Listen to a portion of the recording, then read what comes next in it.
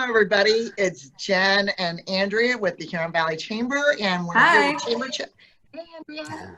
And we are here with John Kazicki from Michigan Rock School and Isaac Perry, who just might be related to somebody here from Huron Valley Schools and Michigan Rock School. And welcome, guys. Hi, thank you. Hello, happy to be here. We're glad you're here. Excuse me. We're glad you're here. We asked you to come on today, just like we've been asking all the businesses.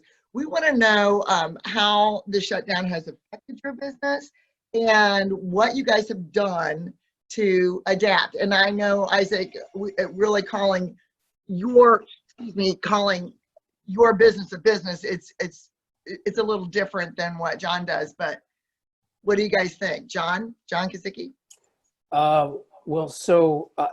think for me, running Michigan Rock School, we're all about interaction and collaboration, and whether that's in our private music lessons or even more so in our rock band rehearsals that we do every week. Like right off the bat, when I kind of saw this coming, I thought, uh-oh, we're going to have big problems. And I think because I anticipated that, I kind of got thinking about like, well, what can we do to get ahead of it as much as possible? Because I also saw that the parents of our students were kind of starting to react as well. When they started talking about, well, maybe they're going to close school, that's the point where I thought, all right, we're going to have a big problem here, because if they close the school, then no one's coming to our shop for lessons and for band. So I just sort of dug in and started thinking about how we could transition as much of what we do to online interactions as possible. How about you, Isaac? They kind of just stopped school, and I don't know if what happened when that happened to you, when they just stopped school? Well, I mean, for me, I guess I was a lot like John in many ways, where I had been really sort of paying attention to what was happening in other countries and had started to kind of think ahead about how my job might change as a result of school closures. Luckily for me, I had probably 4, maybe 5 years ago, there was a buzzword going around education circles called flipped classrooms, where basically the idea behind it was, if you were tired of lecturing during your class periods, because to be honest, it's one of the least effective ways to educate a group of teenagers is just by talking to them all hour. So if you wanted to open up your class time for more interaction and for more time for students to work, well, then the idea was to take the content that you would normally cover in lecture, turn it into a video, offer it online, and start making that your homework, and then allowing the actual class time for interaction and for questions and for student time to work and to collaborate, and just for better overall instruction. So I already had a lot of stuff online. I was already kind of used to putting things online. And Huron Valley Schools has been using Google Classroom for many years now. So a lot of staff and a lot of students were already prepared in some ways to navigate the technology necessary to make this happen. But that's just the practical side of it, just being able to put the stuff out there so people can get it. But once the closures came into play, then you start dealing with kind of the social and the mental and the emotional health of everybody, and you've got to take care of yourself as a professional, but you also have to try to find ways to support your students and to support your colleagues. So I think that was one aspect of the journey that I hadn't necessarily fully thought through. It's one thing to have the technology in place so that you can communicate. It's another thing altogether to make sure that you're providing the necessary amount of support for your students and for your colleagues and also for yourself. That's really an interesting thought. I mean, I didn't really think of things that way, but I'm not a teacher, so yeah. Now, John or Isaac, did you and John collaborate on using the technology like both of you have done very quickly? With Michigan Rock School, and for me to provide my own drum lessons, I was super lucky that, to be honest, John had already done all of the brain work and the legwork for that. So I just showed up one day and he's like, hey, you've got one of your online lessons today. Here you go. And it was just like, but it worked out. It worked out really well. I've had very few issues whatsoever with connecting with my Michigan Rock School students. Well, John, and- can you explain what exactly you're doing with your students? Sure.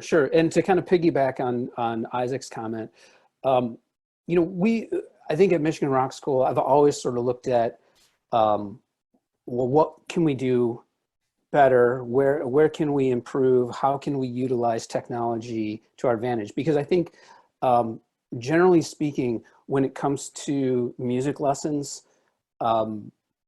most places that offer music lessons are still kind of, they don't embrace technology. It's very much kind of this similar model that you've seen for decades. And,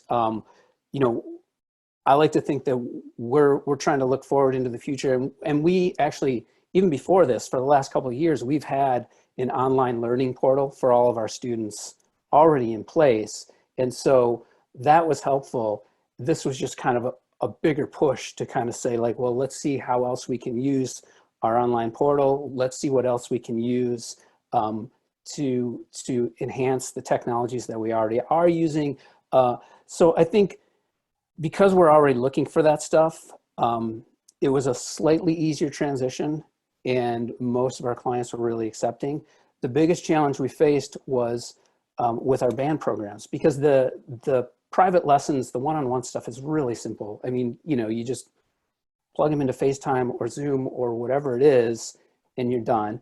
But kind of the cornerstone of what we do is providing these band programs, which are about interaction, which is, we may have, 5 to 10 kids in a room once a week working on, their songs, prepping for performances that we do about every 3 to 4 months. So that was the bigger challenge, because even though we have the benefit of technology like Zoom, to have a meeting like this where we've got multiple people, playing music in this manner isn't effective because there's a latency between like what I'm saying and when all of you are hearing it. So to actually have a group of kids playing on a Zoom call just doesn't work. So what we decided to do was convert all of our band programs into a recording project. So we said, well, each one of our bands is going to choose one of the songs that they've been prepping for the next performance, and they're going to commit to recording that song over the next few weeks or however long this takes. And by the end of this project, if each one of our bands records a song remotely, then we'll be able to put out an album. We'll have enough songs for an album. So all the kids, all the students record their individual parts at their homes by themselves. They send us the tracks, and then we're mixing them together. And so at the end of this, we are going to have an album. We're calling it, Is This Socially Distant Enough? And we're going to make it available for online sale, download, and we're going to donate all the proceeds to charity.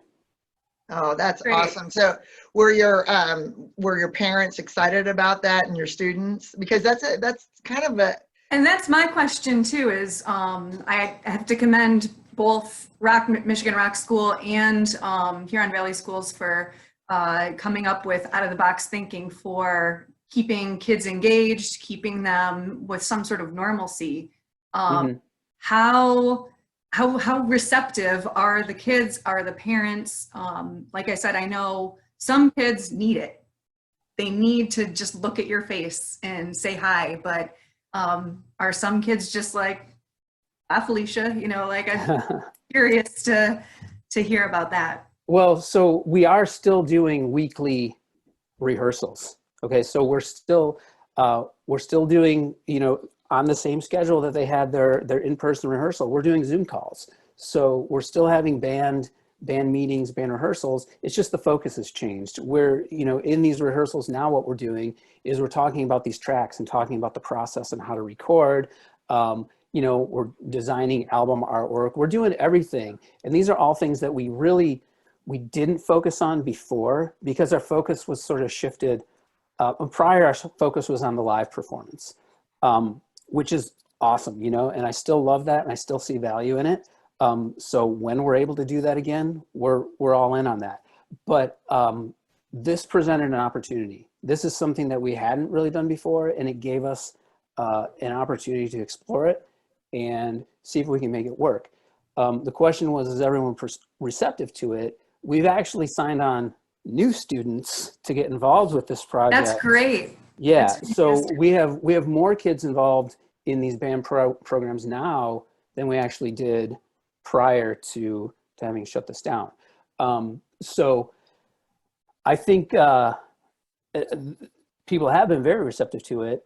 Now, from my perspective, I'm a parent also, and you know, my daughter's in dance, and so she's still doing, you know, her weekly dance classes via Zoom as well. I looked at it as with the students at Michigan Rock School. I really I felt compelled to make sure we figure out a way to create something so these kids could still work towards that goal, because otherwise the rug is completely pulled out from under them, right? And all the work that they've done working up to this next performance, which was supposed to be May 3rd, I didn't want that to be for nothing, you know? So we really needed to have some sort of goal that they could work on. And I think the reception's been like really, really positive. And I just want to throw this out there really quick. I am not a band coach at Rock School, but several of my students are involved in some of the band activities. But I did have the luxury of, when I did lessons on Thursday nights, one of the band rehearsals was during my lessons. And I'm just so astounded at the quality and the talent that the Rock School staff and the band coaches have been able to hone in these very young kids. They're playing professional level music, you know, written by these talented adults with years of experience, and they're nailing the notes. I mean, they're playing Van Halen, for crying out loud. They're playing some extraordinarily complex stuff, and it sounded great. I'm so excited to hear this album when it comes out and to see what those kids have been able to pull off and what the staff's been able to pull off during this quarantine time. It's a really exciting project. Well, Isaac, can you talk to about what you're doing with your students now? I know that the lessons are out now, and how that's working with your high school students. Sure.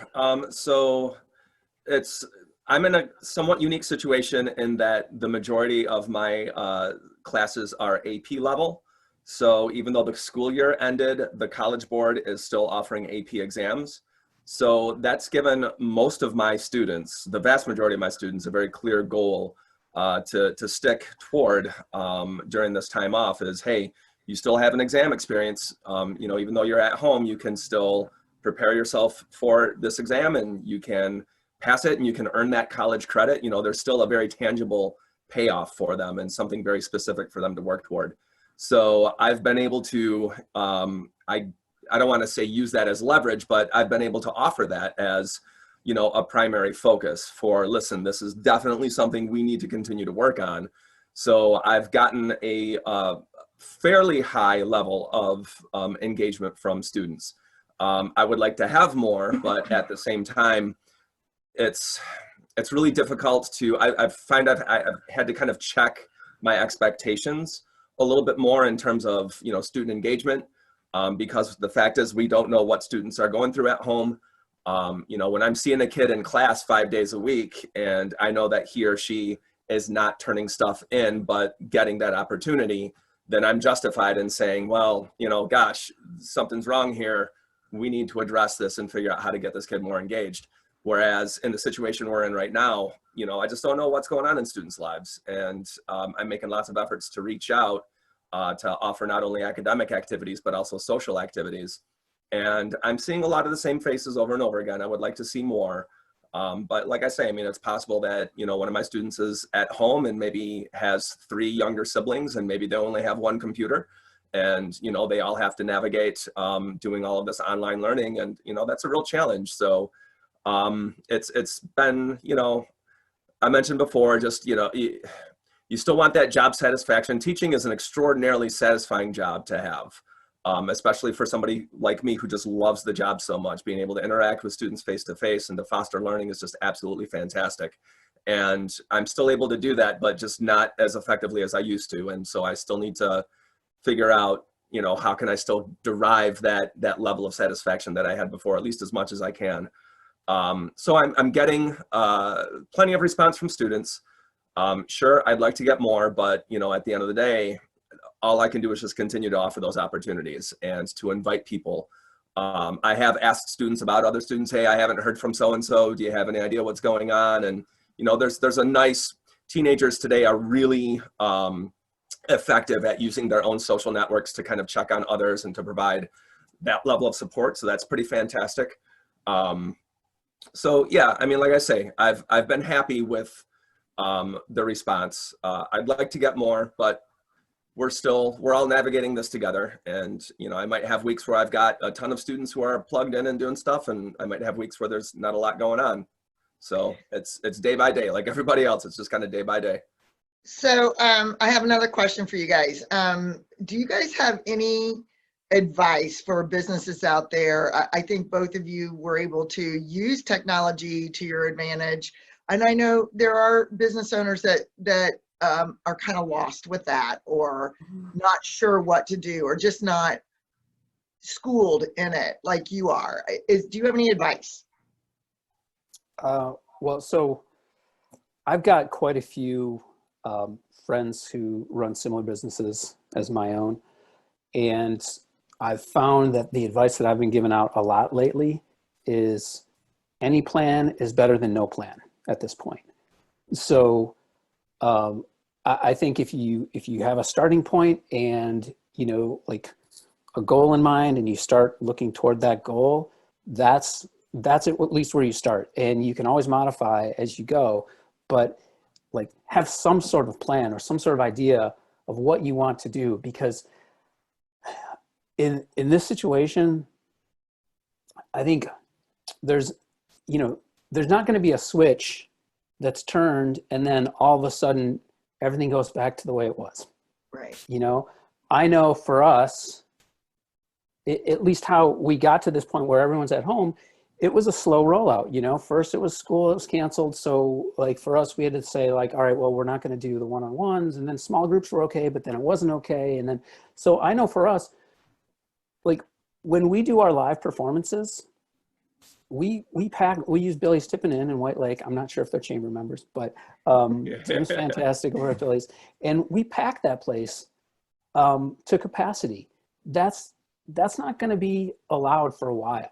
You know, so even when we're able to kind of come back to, you know, what we view as maybe normal day-to-day operations, like concerts aren't going to happen for a while. So that means the cornerstone of what we do has to be modified as well, you know? So I think other business owners need to kind of look at what they do and just honestly assess like, okay, is my operation going to be able to run the way that I had it set to run, or am I going to have to make modifications? And, you know, I don't think there's anything wrong with changing. It's just hard. It's just like you put all this energy into getting the wheels in motion so that things kind of run the way that they're supposed to and the way that you want them to. And then you can sort of relax for a little bit. And this is a complete disruption. So this is like kind of putting you back to that place you were, where you were really hustling to kind of get everything going. And then sort of like look for things in your business that are opportunities that maybe you weren't exploring before, just to kind of, you know, safeguard what you're doing, provide other online revenue streams if possible. Yeah, that's my advice. I don't know, when you talked about your album and the artwork and getting the kids to record and all of that, it seems to me that you've elevated your business through this, even though you've had to let go of part of it, but you're elevating it. So when and it will come back at some point, I know not for a while, but it will. Now you've got an elevated business. Well, sure. And, you know, again, you always look for the opportunities, you know? So while this has been like a pretty heavy blow, it's also opened up this door to something that we hadn't done before. And there's no reason that in the future, we can't continue to offer this as, you know, a regular thing that we do. And I mean, again, with Michigan Rock School, what we do is very much geographic focused. So we have this certain geographic area of people who we serve, and kind of implementing this recording project has opened the doors to us for us to be able to offer what we're doing beyond that small geographic area. You know, Right. so that's now in the works as well. Yeah, that's totally true. That's a good point that you make, is once you start integrating technology and things like, you know, Zoom meetings or whatever, you don't have to stop. You can actually, like you said, you're growing your business because it's not just a regional area that you're, you know, hoping to get now. So that's great. And to you, Isaac, do you see that can you use what you're using now and working with kids in this arena? Will this translate to next year when we all go back and everybody's kind of normal? Maybe. I mean, will you be able to enhance your students' experience by what you're doing right now? Well, I certainly hope so. I mean, that is one of the aspects that's kind of factoring into how I'm using this time is, you know, anything that I record, I'm trying to think about, well, how can I design this activity for my students here today so that I can perhaps use this as a supplement to my in-class teaching next year. I'm taking that into account, and at the very least, it's going to help. It's going to help me just kind of get better trained, better familiar with, you know, some of the technologies maybe I hadn't explored before.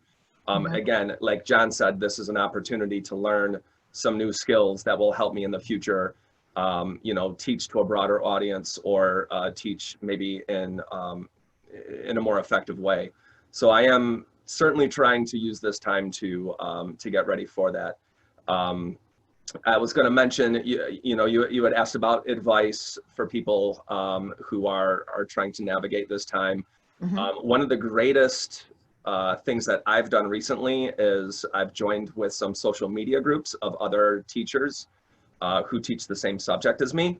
And I mean, every day I log on and I can go onto Facebook and I can get 15 new ideas, 15 new resources that I hadn't considered before. And it is such a fantastic support group.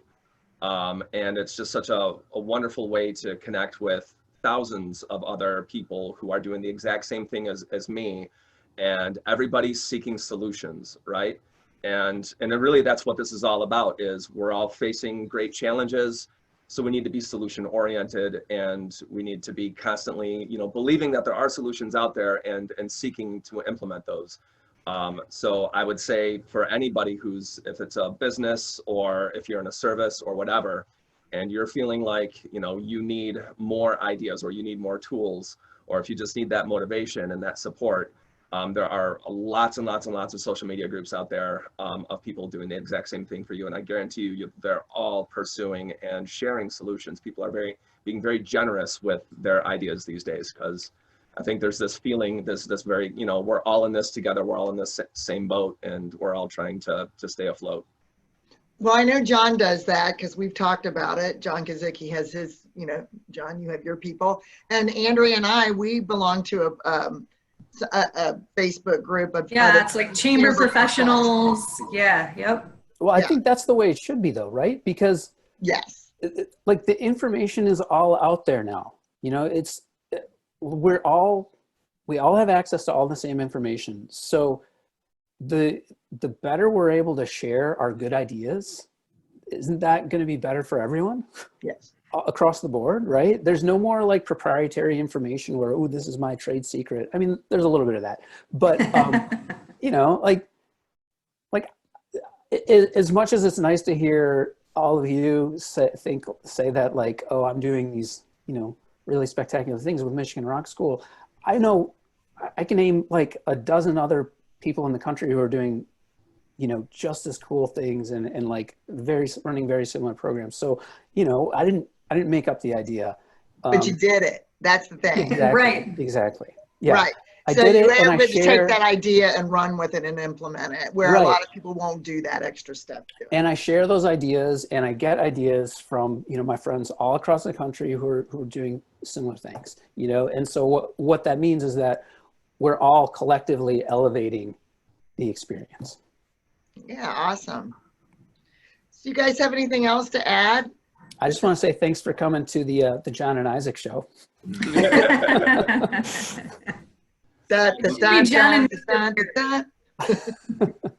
guess the parting message that I would have for folks is that this change that we're all experiencing and trying to adapt to and trying to find solutions and all that kind of stuff, there's definitely going to be failures along the way. One of the new, I wouldn't call it a new, but one of the mentalities that's been heavily promoted in schools lately is this idea that, failure is just a natural step towards success, right? You have to fail a lot of times before you're going to find out what works. And as we're trying to make connections and as we're still trying to live our normal lives as much as we can, just understanding that, don't be upset when roadblocks get in the way or when something doesn't work out the way you wanted it to. It's just part of the learning process. It's part of the process of adaptation that we're all going through right now. You're not going to find out what works until you maybe try out a few things that don't work, right? And just not letting that get you down. I think that was something that I experienced a little bit early on. I was trying to keep some things going, keep some units going, and I was putting a lot of work into putting together what I thought were some high quality resources for students, and it just wasn't going well. And I had to just kind of drop it and say, well, if that's not working, don't get down on yourself, just figure out what is working and, speak to that. And I bet a lot of people are probably going through a similar process. I absolutely love what Isaac just said and I think he and I have the benefit of repeating that advice to our students like all the time. Well, it's okay that you're failing, so okay, this was a failure because you're learning from it, so you expect it. And because we're doing that on a day-to-day basis with our students, both in public schools and at Michigan Rock School, it's at the front of our mind, right? So sometimes we kind of have to take a step back and say, well, maybe we should take our own advice and be okay with like, if this doesn't work, we've just learned how not to do it. I think like all of us need to take that advice, just because we're not students anymore, or just because we don't have kids anymore, or whatever the case is, it's a life lesson that's going to be with us forever. Mm-hmm. Well, we talked to other businesses, Andrea and I did at the beginning of the week, and the one thing that came out of it is that you have to be agile. And if you're not agile, you have to be able to start down that path, and if it's not working, just go down another path and just keep going. Just like you said, I totally agree. We at the Chamber are doing the same thing. We're just trying to reinvent ourselves and be valuable, bring value. Right? Bring value to your students. Yep. Bring value to the businesses. Yeah. Well, thanks, guys. And Andrea, do you have anything else to add? I don't think so. Just thank you guys for joining us today. I appreciate it. Yeah. Thanks for inviting us. Thank you. How could I say no? You could. Good answer. All right. Have a great day, everyone. Thanks. Bye, guys. Bye.